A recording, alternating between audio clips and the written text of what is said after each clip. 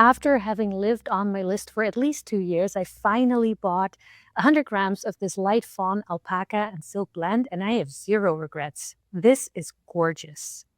It came in a tiny plastic bag though, and I took it out, but I'm never going to be able to push it back in. I don't want to handle it too much, so we'll just have to spin it now. I'm spinning this from the fold. So I'll just try to pull on this until it wants to come off. So I will have a staple length. I'll fold that. There we go. There we go. I'll fold this over my finger and spin from the tip right there. I'll put the leader underneath it. I won't have my finger underneath this the entire time. At some point, I'll just hold it like so. If you want more control, because this is quite wide, you can split it lengthwise. Perhaps you've tried to spin slippery fibers like alpaca and or silk and have ended up more than a little frustrated. If that's the case and you have already tried to just put more twist in and still end up with a mess, you can try spinning from the fold. It gives a bit of a fuzz when spinning, so if you really don't like that, this is not for you, but I find it a very relaxing method of spinning. The reason both alpaca and silk are more difficult to spin is that, unlike wool, it doesn't stick together.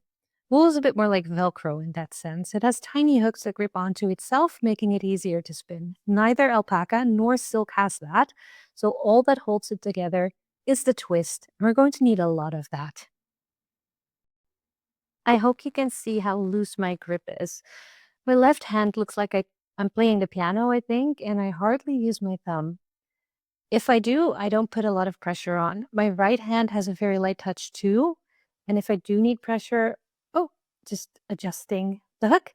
If I do need pressure, I'll put the thread between my middle finger and my ring finger to avoid having to pinch too much because sometimes those joints hurt for me.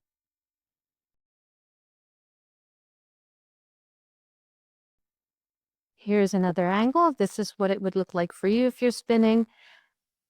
I do realize it looks like I'm putting a pressure on my right hand, but I promise you it's very, very light. I'm just pulling it out with my left hand and holding it in my right. Yet another angle. Here I'm realizing that I put a bit too much in, that the thread is becoming too thick. So I'm putting the thread between my middle finger and my ring finger, and that's how I put pressure, just pulling it out a little bit.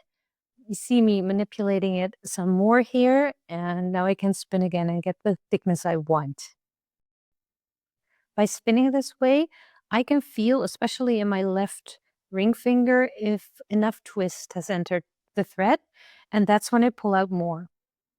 You see that I mostly pull it out with my left hand. Sometimes I also pull a little bit on my right hand. And the bobbin is filling up nicely.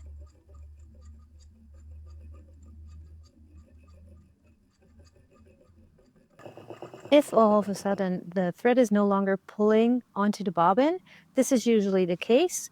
The thread has looped around that little hook, that slider hook, and you just have to unloop it and you can continue spinning. I'm pushing it down a little bit, the thread, so the take up is easier, and then I can just continue.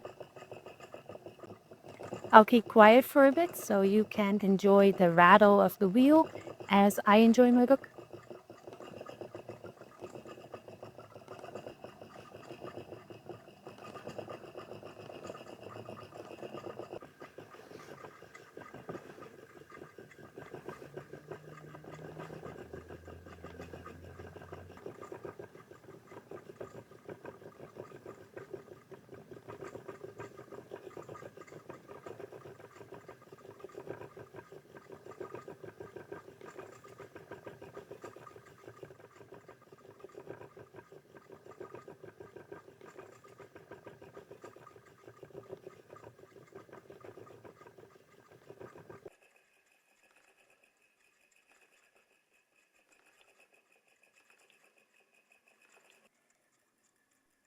Well, we've made it. This is the very last of the first 50 grams.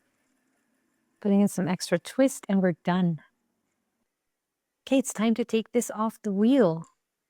So that's the drive band I'm releasing. I'm popping off the flyer. And right now I realize I still have the brake band on there. There it goes. I'll just pop off the whirl and take off the bobbin. And I'm going to put the flyer back on before. And this is the bobbin up close. I think it's absolutely gorgeous. I'm really, really happy with this. This is the finished bobbin. I have 50 grams on here and I have another 50 grams to spin, which I will then, those will be 2 separate threads, of course, and those I will apply, and that will make the finished yarn.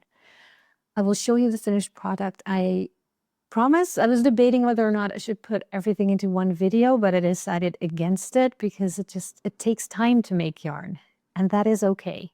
I spent about 5 days spinning this. I spun more than I normally would have because I'm not knitting right now, and that is because I'm preparing for a really big night court inspired project. So anyways, excited about that, excited about continuing this, and I promise I will show the finished product. If you enjoyed this video, I really appreciate it if you hit that thumbs up and subscribe to the channel, and I'll see you next time.